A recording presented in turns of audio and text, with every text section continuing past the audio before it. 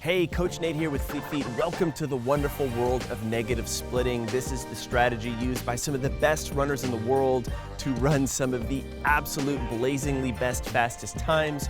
And while we may not be able to run as fast as them, we can apply the same strategies to our own running for our own best performances. And if you follow the tips I lay out in this video today, you're gonna be able to do just that.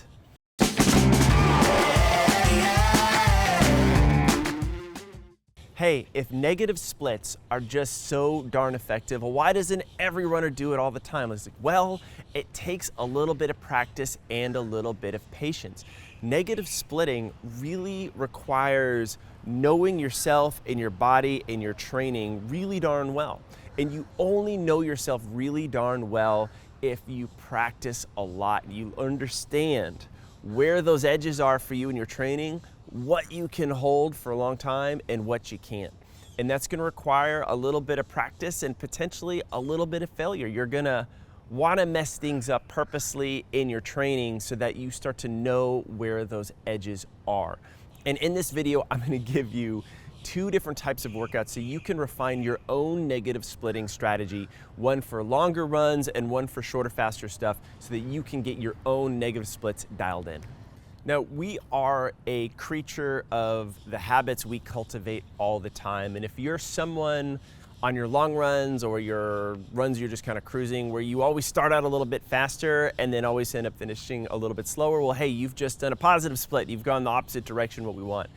So for these longer runs, we're gonna think about adding some more progression into them, which means we're gonna purposely go really slow at first, and it could be a minute to 2 minutes per mile slower than what you're normally used to running. And in the medium part of that run, that middle part, you're gonna start to pick up the pace a little bit, and then finally towards the end, you're gonna push a little bit more.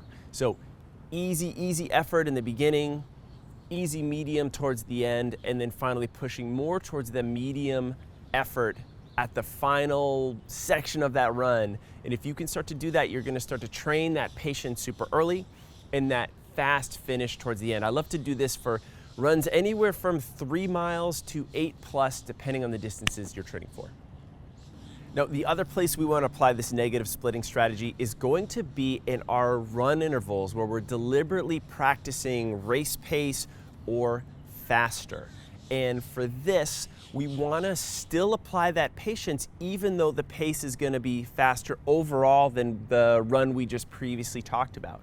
So what I love to start with are distance specific runs where I may be running with a half mile and building up eventually to a mile distance, which is so great for that 5K. If you do 3 by half mile and then work up to 3 by 1 mile with this strategy, you're really gonna get your race pace dialed in for that 5K.